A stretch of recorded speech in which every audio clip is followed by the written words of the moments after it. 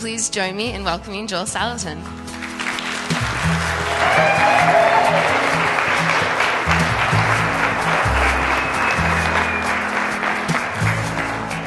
Well, thank you. It's great to be with you again today, and what I call drill down a little bit.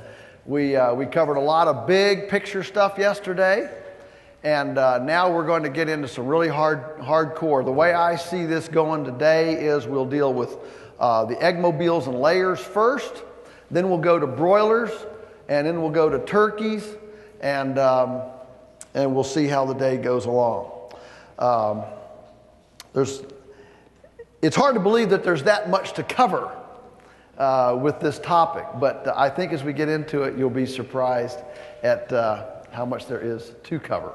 All right, so we really got into the laying chickens, and there's a big difference between laying chickens and meat birds. So when I say layers, I mean, these are layer birds. We really got into them as a way to sanitize behind the cows.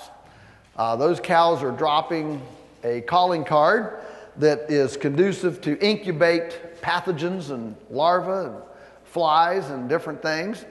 And if you study herbivores in nature, you see birds behind herbivores. Look at the wildebeest on the Serengeti. Look at the Cape buffalo in Botswana. There's all, the egret on the rhino's nose. There are always these birds following herbivores. So when we start with we really got into the layers primarily as a pasture sanitation program. Now, these egg mobiles can be any size that you want them. This is a portable hen house, and they can be any size you want. Now, we don't need this many birds. There's each of these is 12 feet by 20 feet. Notice a couple things. They've got a flat roof. That makes construction real easy when you don't have to make angles. And what we've found is that when you're running something like this out on the field, it's never exactly flat. So a flat roof works fine. Just use one piece of sheet metal so if it's leaning away from the way your overlap is, you don't get rain coming in underneath your overlap, right? So use one piece of roofing going all the way across, and then it doesn't matter which way the egg mobile tilts, the water's always going to run off the edges, all right? And these things, these two are 12 by 20 and big enough for 400 birds in each one. So this is a system for 800 birds. Now, right off the top, we've got to talk about that because we don't need 800 birds to do the pasture sanitation behind the cows. So you say, well, why are you running 800 birds in? Why don't you just run what you need behind the cows? Well, because the cost is in being there. All right? I don't care whether you're walking out and you've got a little itty-bitty egg mobile you're moving around by hand, or whether you're going out with an all-terrain vehicle, or a Yamaha Blue Mule, or an Arctic Cat four-wheel drive, big hugga-bugga hunter, four-wheeler, or a tractor, or a pair of oxen. I got to keep draft power in mind here. Or a pair of horses, right? Doesn't matter how you're going. That was for you guys. Doesn't matter what you're going out there with. When you're going out there, the big cost here is in being there. When you go to portable systems, the cost is in being there. One of the reasons people like stationary systems, stationary production models, is because there's relatively little cost in being there because it's there. But this thing, it might be 2 miles away from your house. And so when you have portable systems, the cost is in the transportation. It's in being there. Why do people clump up stationary buildings all real close together? It's efficiency. So you don't have to walk a half a mile from the equipment shed to the chicken house to the dairy barn to the silo to the granary. It's all, the farmstead is the farmstead because of efficiency. You go spreading it out over the whole acreage, and suddenly you just spend all your day, moving from one place to another. And so, when we started this, we actually started it with one eggmobile. We actually started it with a little prototype on bicycle wheels. 6x8, big enough for 50 chickens. A 6x8 is big enough for 50 chickens. One of the reasons that you can get by with such, seemingly cramped quarters is because the chickens don't spend very much time in there. If you're going to house them in a facility all the time, the rule of thumb is at least 3 square feet per bird, and preferably, 5 square feet per bird. And the reason is because if you go lower than that, the manure buildup is faster than the chickens can scratch it and keep the bedding top from capping. But in this situation, the chickens aren't in there all the time. This is just a bedroom, a kitchen, if you will, and they spend most of their time outside. And so we can fudge a lot on the housing square footage. And remember, too, that the house is not just the inside, it's also underneath. So the effective shelter here, from an effective shelter standpoint, is twice the size of the structure. So it's really 400 birds in 480 square feet, not 400 birds in 240. And believe it or not, these birds, when they sleep at night, even at 400 in 240 square feet, they still only occupy about 2/3 of it. Because the chicken, when they sleep, they get up pretty close to each other. It's a bedroom, right? And they're getting up pretty close to each other, and it's not a problem. But these things, we've got some that are 8 by 16. You can. We had one guy build one on an old pickup truck chassis. Don't get hung up on this design, okay? There are people that have old school buses that have put eggmobiles in school buses, self-propelled. I recommend putting a netting screen between the chicken compartment and the driver's seat. That, I think, would be a good thing. But these things have been built. I saw a guy build one. He took an old hay loader, the old steel-spoked hay loader with the bottom frame. He tipped it so the hay loader was level instead of inclined, put a couple little wall extensions, and had a squatty little, eggmobile built on an old, chassis. I've seen them built with broken fiberglass yacht chassis, fiberglass yachts, and put a canopy over, eggmobile, a boat, man, they can be built from anything, all right? And so don't get hung up on the actual physical thing here, but do get hung up on some of the principal parts, all right? So let's talk about some of these principal parts. First of all is an access door. Now, fortunately, there are enough of these around the world now that you can get pop doors that you can just place on there with a timer, so you can set it for after the sun goes up and down, so the birds will go in. And you don't have to go back out and close them up at night. One of the critical factors for keeping these birds alive is to close them up at night. At night is when things go bump in the night, Don't have too much predator problems in the daytime, but at night, that's when everything turns loose out there. Now, the chicken ladder here, when you're storing it, it slips right under here, okay? There's a little drop down here, and it just slides right underneath there for storage. We don't have the automatic closers on ours because, we got interns. You got to, do something. But I had a guy came up to me. I was doing a seminar, and he said, I want to thank you for making me the best rifle shot in the county. I'm the best deer hunter in the county today. I said, how in the world did I do that? Well, he had a he had a trigger on this door with a big disc wheel hanging on it. And with his .243 rifle, he could shoot up to 800 yards with a scope and hit that disc and drop the door down at night.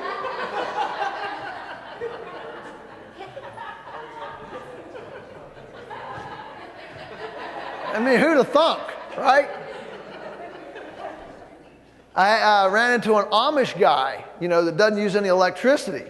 He used a wind-up alarm clock with a piece of fishing reel to set it for at night, when the sun went down, and it would go. The alarm would go off, and it would wind up the fishing reel and pull a little finger out of a trigger and drop the door. I mean, there's every kind of ingenious thing you can imagine, but you want to close them up at night. Now, here's what happens.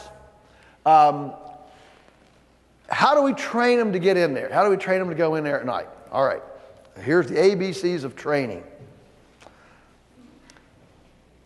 First of all, we have found that this only works with chickens that are laying. It is the nesting instinct that makes the bird seek a domestic spot enough to want to go in there.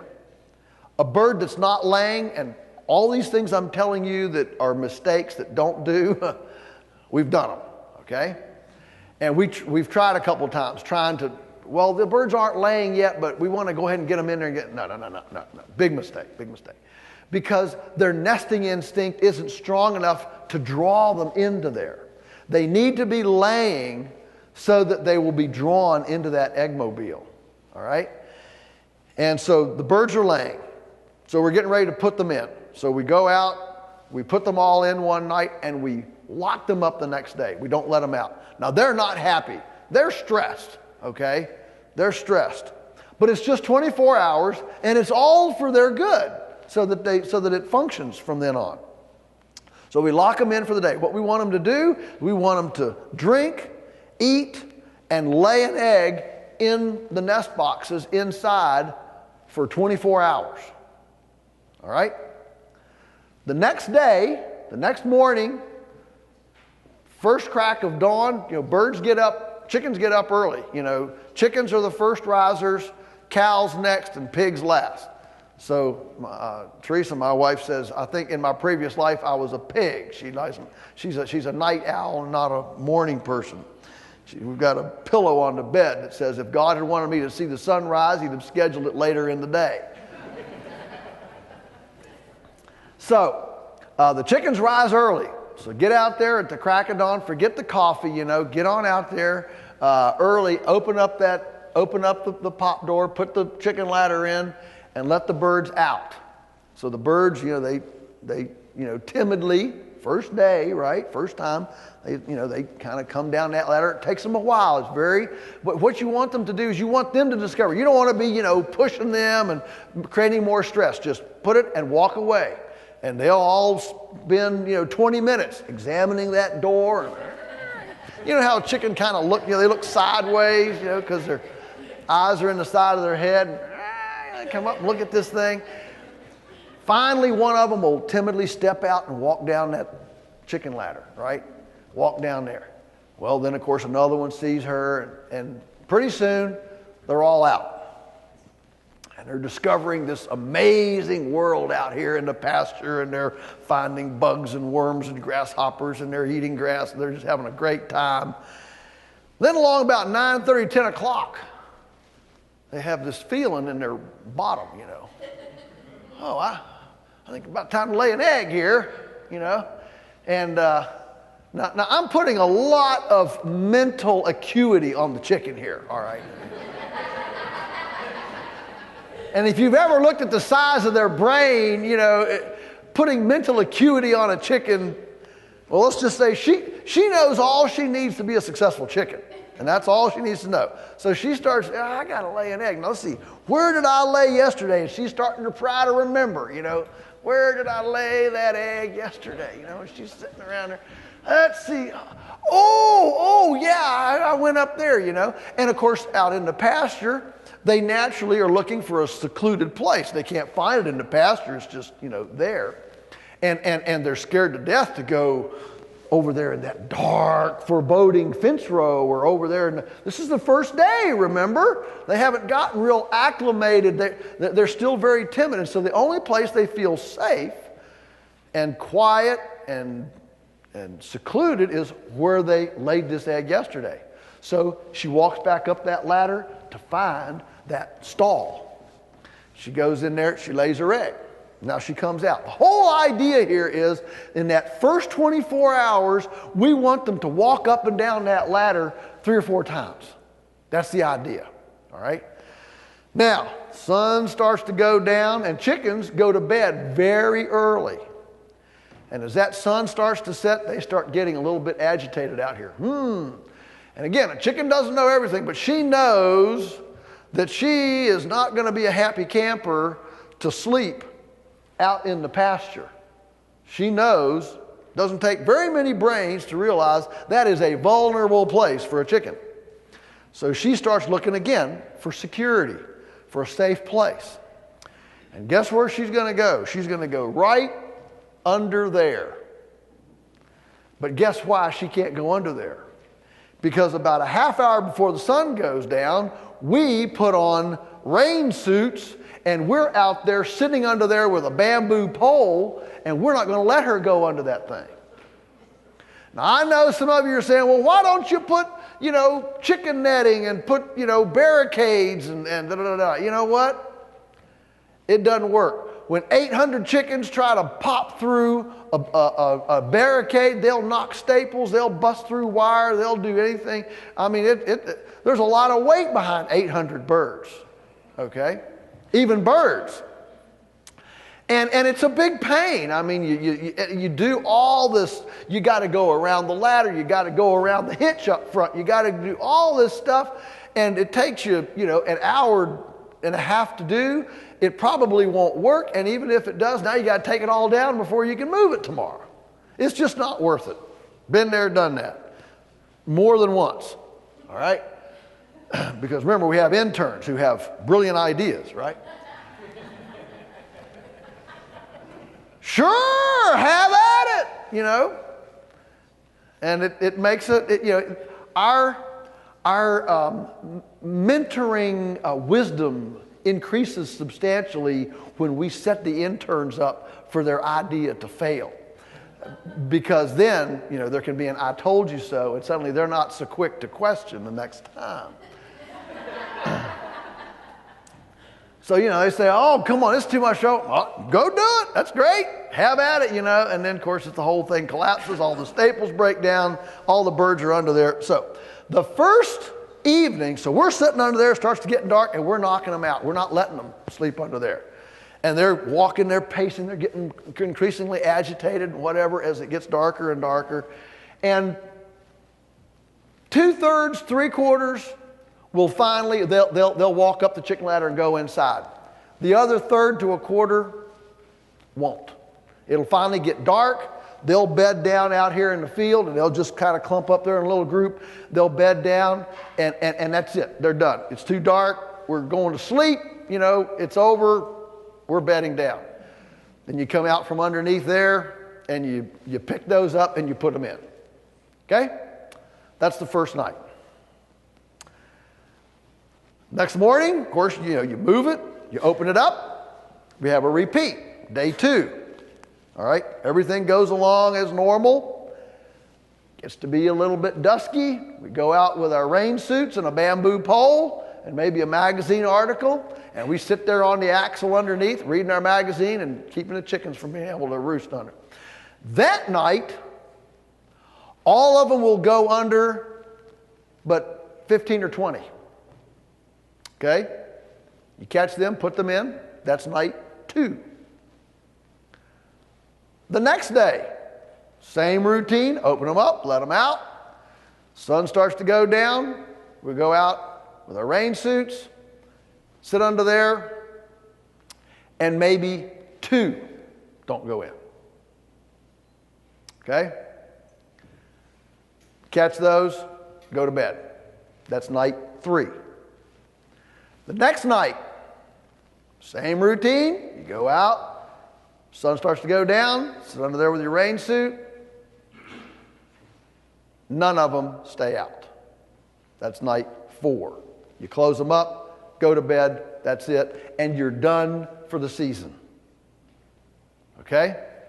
Now, if you miss the first night,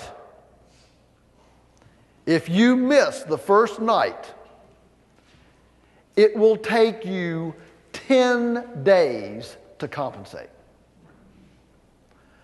I don't care if your mother has a heart attack. I don't care if you see fire coming out of the roof of your house and it's burning down. Stay with it the first night. Because if you don't, you will spend almost 2 weeks out there in the evening training those birds to go in. We've been there and done that. Okay? It's not worth it. It's never worth it. And for you young parents or parent wannabes, take this as an object lesson of child discipline. Start them early. The first day of defiance, you deal with it, or you're going to be spending the rest of your life trying to get some discipline in that hard-headed offspring of yours. You can learn a lot from the barnyard. You can learn a lot about life. And so get them early. Don't let them have a chance to mess up. All right? Get them early. Let them know what the routine is. Let them know who's boss. Okay? So, that's the training. All right? That right there should have been worth the day. We can all go home. All right. Now, the reason that the birds, let me go over some very normal problems that people come up to me about these kinds of things. And by the way, today, the next 2 days, because of the hardcore how-to we're doing, if you have, I'm okay with a blurred out question. I'll repeat it so everybody can hear it. That's very timely, right to that point, and I'm okay with that. Believe me, I'm going to go methodically through. Not trying to make it dry, but there is a lot here to deal with. All right. I mean, look at how long it took us to deal with But that's an important thing to know. How do you train them? Because here are the big problems that people have. One, the birds won't go in. Okay. Well, I just described our training regimen. Why don't the birds go in? Because you've been too lackadaisical about the training. Okay? The second reason the birds don't go in is because you've left the eggmobile in the same place too long.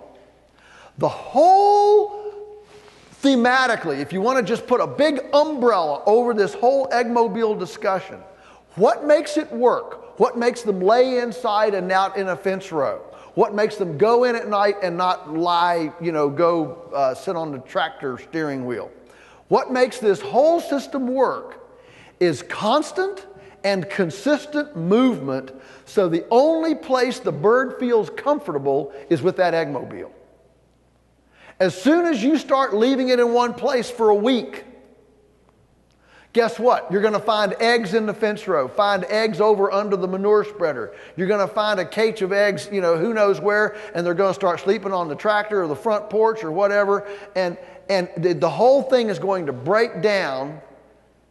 The whole key is to keep those chickens uncomfortable enough in their surroundings that the only place they're comfortable enough to lay in and go to bed in is in that eggmobile. Are you with me?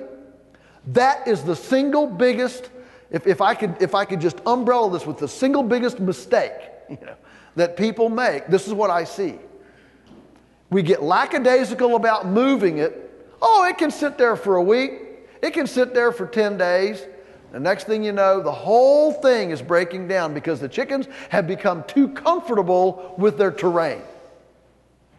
Now, the chickens in an uncomfortable terrain are happy to range out from this 200 yards. So you can just draw a circle that has a 400-yard diameter. That's a pretty big circle, okay? And the birds will go out from this thing up to 200 yards away, and which is a radius. So you got a 400-yard diameter circle. And this is why we say that this is a land extensive system. In fact, I don't recommend the eggmobiles for acreages, you ready for this? Under 50. Under 50 acres, I don't recommend the eggmobile. You know why? Because if you draw that 400-yard circle, how many 400-yard circles can you draw on a 50-acre place that don't intersect? All right, in other words, take a 50-acre place.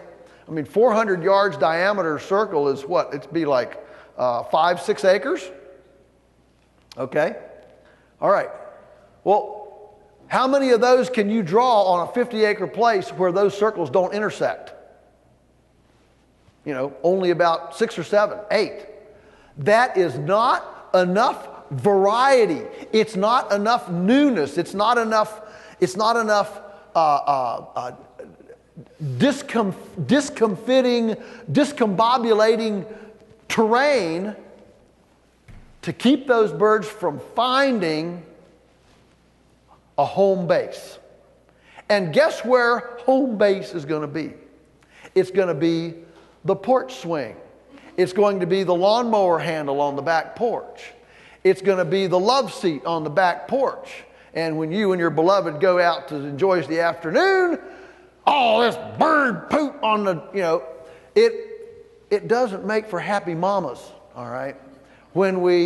It's going to be the garden. It's going to be the mulch around the tomato plants. It's going to be the gray water mulch return system. I mean, we are at a permaculture course, right? And so those are going to be the places. It's going to be the flower beds. It's all right. Are you with me? So that's why we don't recommend this for acreages under 50. Now, that doesn't mean that there isn't a hybrid. So what kind of a hybrid can we do? I really want an eggmobile, all right? And I really want an eggmobile, but I've got an acreage under 50. What do I do? Okay. You split the difference. You split the difference. You can either run a portable a structure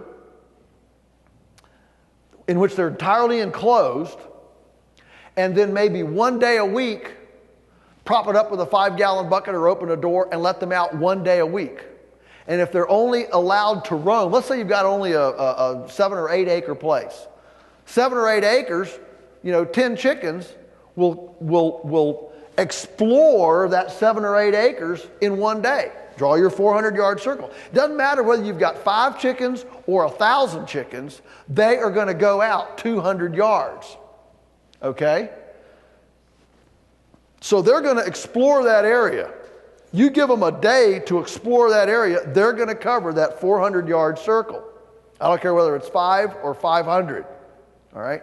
So if we only let them explore that circle one day a week, let's say, one day a week, they're never going to get cozy enough and comfortable enough, familiar enough with that they're going to settle down out there, they're going to come back. So that's a hybrid. Everybody follow me? So you can buy some discomfort. You can buy some newness in the terrain by hybridizing the access to it on a smaller acreage if you really want an eggmobile. Now,